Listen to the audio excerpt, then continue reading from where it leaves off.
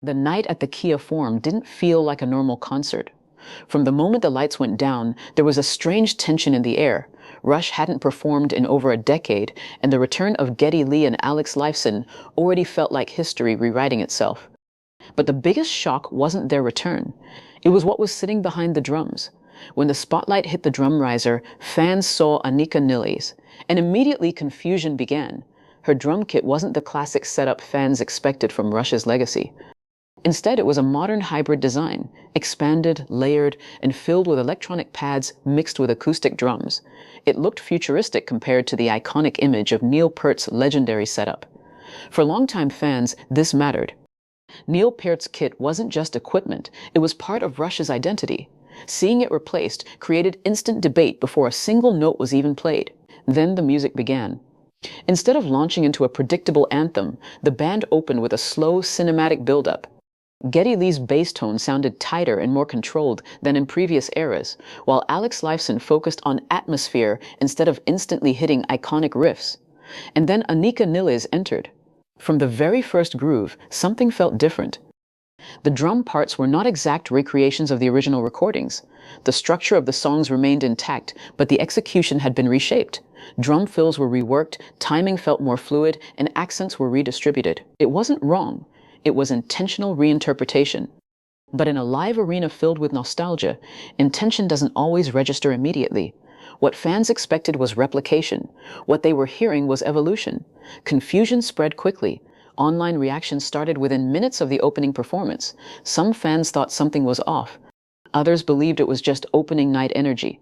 But the truth was becoming clear. Rush wasn't trying to recreate the past. They were rebuilding it. When the second song arrived, the shift became even more obvious. The groove didn't land exactly where fans expected. Instead of rigid precision, there was a looser but still highly controlled feel. That difference split the audience. Some fans leaned in, excited by the new direction. Others struggled to reconcile memory with what they were hearing in real time. But the band didn't correct it. Geddy Lee and Alex Lifeson adapted to Anika's interpretation instead of forcing everything back into the original structure. That single decision changed the entire direction of the performance. By the third song, the setlist no longer felt like separate tracks. Everything started blending together. Transitions became smoother, sections of songs flowed into each other, and the concert began to feel like one continuous reinterpretation of Rush's catalog. This is where Anika Nilles' drum kit became central again. The hybrid setup wasn't just visual, it was functional. It allowed her to move between acoustic power, electronic textures, and layered accents seamlessly. As the arrangements shifted, the kit gave her flexibility to control changing dynamics in real time. But the pressure was rising. Because now, every transition mattered. Every fill carried weight. Every rhythmic shift shaped how the band moved forward through complex arrangements. Some fans fully embraced the reinvention. Others were still trying to adjust to the difference between expectation and reality. And then came the turning point of the show. In the later section, a classic Rush segment was completely reworked live on stage. It was stripped down and rebuilt into something closer to modern progressive fusion than the original studio version. That moment created the strongest reaction of the night. Some fans saw it as a step too far from the original identity. Others believed it was the only realistic way to perform such technically demanding music without turning it into imitation. And that is where the truth of the 50-something tour opening night became clear. This wasn't a nostalgia performance. It wasn't a recreation. It was a live reinvention of Rush's legacy, performed by original members with a new drummer who wasn't trying to replace Neil Peart, but reinterpret what his influence could become in a modern live setting. By the final note, the crowd wasn't unified. Some were confused, some were impressed. Some were still debating what they had just witnessed. But one thing was certain, everyone was talking about it. And that alone proved the night had done something powerful. The night at the Kia Forum didn't feel like a normal concert. From the moment the lights went down, there was a strange tension in the air. People weren't just excited, they were unsure of what they were about to witness. Rush hadn't performed in over a decade. For many fans, this wasn't just a comeback. It felt like history itself had been paused and suddenly restarted. And when Geddy Lee and Alex Lifeson walked onto that stage, the crowd erupted instantly. But something was missing, or rather, someone new had taken that space. When the spotlight finally hit the drum riser, everything changed. Sitting behind the kit was Anika Nilles. And the reaction was immediate. Not confusion about her presence, but confusion about the setup, because her drum kit didn't look like what Rush fans expected. Neil Peart's legendary drum configuration had always been part of Rush's identity. It wasn't just a kit, it was a symbol of precision, complexity, and musical architecture. Fans knew every angle of it from decades of live performances. But this time, it was different. Anika's setup was a modern hybrid design, expanded, reconfigured, layered with electronic pads, triggers, and additional percussion zones that stretched far beyond a traditional rock kit. It looked futuristic compared to what fans remembered. And instantly, that created tension. Because Rush fans don't just listen to the music, they remember it visually. And what they were seeing didn't match the memory they carried for years. Before a single note was played, social media was already reacting in real time. Some fans praised the boldness, others questioned whether such an iconic visual element should have been changed at all. Then the music started. But instead of opening with a massive hit, the band eased into the set with something unexpected, a slow cinematic build-up. No instant nostalgia, no immediate crowd pleaser, just atmosphere. Geddy Lee's bass tone felt tighter than in past tours, more controlled, more modern in texture. Alex Lifeson didn't immediately jump into iconic riffs either. Instead, he built layers of sound, shaping the stage like a progressive soundscape. And then Anika Nilles entered the groove.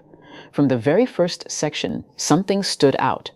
The drums were not exact recreations of the studio recordings. They were familiar, but reshaped. The structure of the songs remained intact, but the details had changed. Drum fills were reimagined, accents were redistributed. Timing felt slightly more fluid, less mechanical than fans expected. This wasn't imitation, it was interpretation. But in a live arena filled with expectation, interpretation often feels like deviation. And that's where confusion began. At first, some fans thought something was wrong. Maybe it was opening night nerves, maybe the mix was off. Maybe the arrangement wasn't settled yet. But that theory didn't last long, because what they were hearing was consistent, intentional. Rush wasn't recreating the past, they were rebuilding it. When the second song began, the shift became even clearer. The groove didn't land exactly where fans expected it to. Instead of rigid, almost machine-like precision, the rhythm had a slightly looser feel, but still highly controlled, technically demanding, and musically precise. That difference split the audience instantly. Some fans leaned forward, intrigued. Others leaned back, unsure of what they were hearing. Because memory is powerful, and Rush's catalog is deeply tied to that memory. But something even more important was happening on stage. Geddy Lee and Alex Lifeson weren't resisting the change. They were adapting to it. Instead of forcing the performance back into the original studio structure, they followed Anika's rhythmic interpretation. They allowed the new feel to guide the music forward. That decision changed everything. By the third performance, the concert stopped feeling like separate songs. It started feeling like one continuous journey. Transitions became smoother, sections blended into each other, tempos subtly shifted. The set list was no longer a list of tracks, it was becoming a flowing reinterpretation of Rush's entire musical identity. And that's when Anika Nilles' drum kit became even more important, because it wasn't just visually different, it was functionally essential.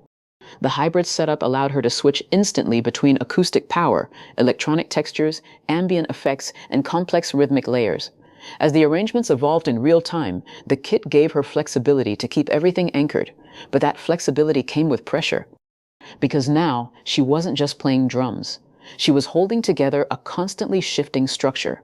Every fill mattered, every transition carried weight, every subtle timing choice affected the entire band's direction. And as the set continued, the audience began to divide. Some fans fully embraced what they were seeing. They viewed it as evolution, a bold reinterpretation of a legendary band returning after years away. Others struggled, because what they expected was replication, what they got was transformation, and those are not the same thing. Midway through the set, the structure became even more experimental. Songs began to fold into each other, intros were shortened, outros stretched, sections of older material appeared like echoes rather than full recreations. The concert was starting to behave less like a traditional show and more like a continuous progressive suite. Then came the moment that sparked the strongest reaction of the night.